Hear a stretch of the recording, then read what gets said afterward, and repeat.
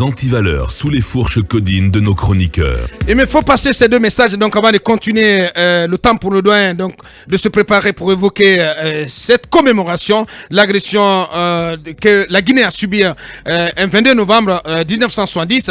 Ce message qui nous a été transmis, seul le Conseil supérieur de la magistrature peut qualifier les agissements des magistrats d'insuffisance professionnelle. Le ministre suspend de façon conservatoire. Aïdra Mouzliou qui nous écrit aussi: bonjour Abakar, il ne faut pas prendre cette réponse comme un trophée de guerre. C'est classique pour l'Élysée de recevoir et de répondre aux courriers, mais la France ne peut pas se permettre une rupture de coopération sécuritaire avec la Guinée après le cas malien et burkinabé où la France est en difficulté. Écrit Aïdra Mouzlim, voilà, toujours très bien averti.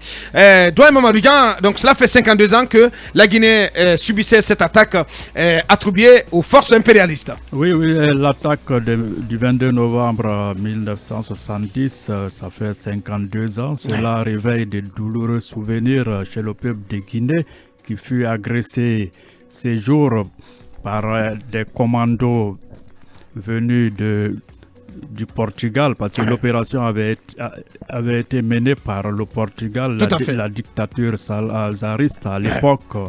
Et il était dit que c'était pour libérer le fils du maire de Lisbonne qui était détenu quelque part dans les prisons guinéennes, faire en quelque sorte coup double, parce que des opposants au régime de Sékou Touré aussi étaient quelque part, faisaient partie, semble-t-il, du commando. Ceci devait profiter pour renverser la dictature de Sékou Touré. Mais cela a mal tourné. Les Portugais avaient pu quand même libérer les détenus portugais. Ils sont partis. Maintenant, dans le commando, il y a eu des gens qui n'ont pas pu regagner les 6 navires qui étaient en mer.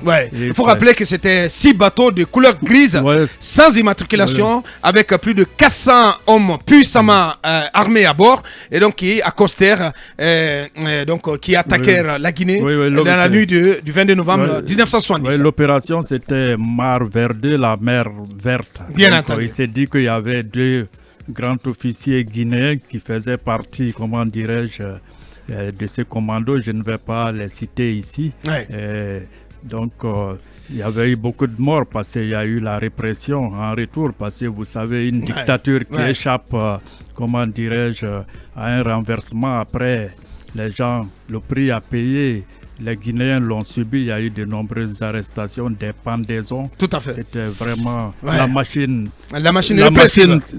répressive s'était emballée. Et là, je vais essayer donc de faire lecture d'un pan du discours prononcé à l'époque par le guide suprême de la révolution guinéenne. Le peuple de Guinée tué depuis 2h du matin, ce matin, dimanche 22 novembre, victime dans ta capitale Conakry d'une agression de la part des forces impérialistes. Des bateaux de guerre étrangers stationnent dans tes eaux territoriales après avoir permis le débarquement de mercenaires européens et africains. Cette agression s'inscrit dans le cadre du plan de reconquête des pays révolutionnaires d'Afrique par des puissances étrangères. Le colonialisme portugais sert de tête de pont dans cette agression. Le peuple de Guinée se défend et se défendra jusqu'au dernier survivant. Les peuples africains dignes de la liberté défendront à nos côtés la dignité et la souveraineté de notre continent. Les peuples progressistes du monde défendront notre cause dépendant de leurs propres intérêts et de leur droit de vivre dans la liberté et dans la dignité. Prêts pour la révolution,